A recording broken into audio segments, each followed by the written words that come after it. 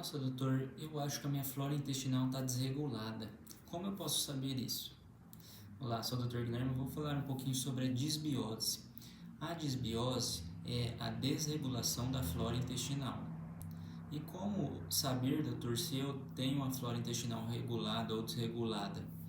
A flora intestinal, quando ela está regulada, não gera sintomas. Então, ela ajuda na fermentação de alimentos, na digestão, consequentemente, de alimentos, né? Então, é importante ter a flora intestinal regulada, pois ela cuida até mesmo do sistema imune do nosso organismo, né? Da nossa imunidade. Então, doutor, quais são os sintomas aí de quando desregula a flora intestinal e o que desregula a flora intestinal? Então, a flora intestinal ela é muito influenciada pelo uso de antibióticos. Então, pacientes que usam antibióticos pacientes que usam antibiótico por tempo prolongado pode causar desregulação da flora intestinal, pois você vai matar bactérias aí benéficas para o nosso corpo e vai proliferar, né, as bactérias maléficas que causam malefícios ao nosso corpo, né, e geram sintomas. Então, o antibiótico é uma causa, o uso de antiácidos por tempo prolongado pode causar isso. Então, omeprazol, pantoprazol, por exemplo, bicarbonato de sódio, hidróxido de alumínio, hidróxido de magnésio, esses antiácidos em gerais, em uso prolongado, vão causar alteração do pH do nosso estômago, então ele vai deixar o pH mais básico, e o pH básico facilita a proliferação de bactérias no intestino, principalmente no início ali do intestino delgado, né, que é o intestino fino, que é o mais próximo do estômago. Então esse pH básico vai proliferar bactérias ali mais do que o normal e vai gerar os sintomas. E quais são os sintomas, doutor, da desregulação da flora intestinal? A desregulação da flora intestinal gera sintomas como dor abdominal, principalmente em cólica e flatulência, muito gases. Basicamente esses sintomas pode dar diarreia também, mas os sintomas mais clássicos são a dor e a distensão da barriga com flatulência. Então a barriga estufa bastante, dá bastante cólica e bastante gases. E qual é o tratamento, doutor? E o diagnóstico? O diagnóstico é um exame que faz geralmente expiratório, né? Um teste expiratório. Então a gente solta o ar dentro de um aparelho e ele vai detectar o hidrogênio que a gente libera na respiração. Então a gente detecta a liberação desse gás e através desse exame dá para identificar se a gente está produzindo muito gases, né? E quando produz mais do que o normal é porque a gente está gerando muito gases por meio dessas bactérias que estão proliferando no nosso intestino.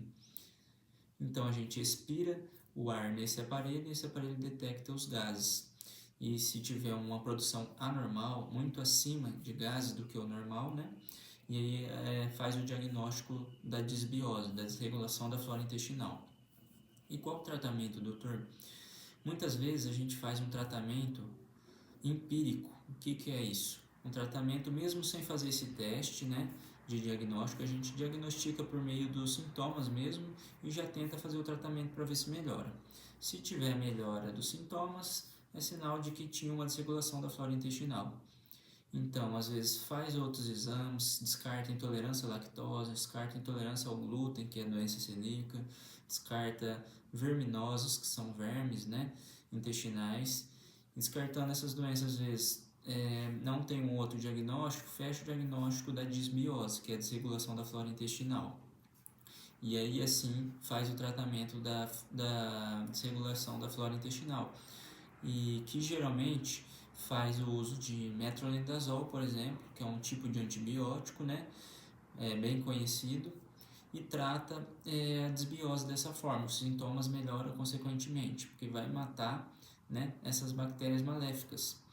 Então tem que cuidar muito da alimentação também, né? É importante a regulação da alimentação, da dieta, junto com o uso de medicamentos em excesso, como antibióticos, antiácidos, entre outros, né?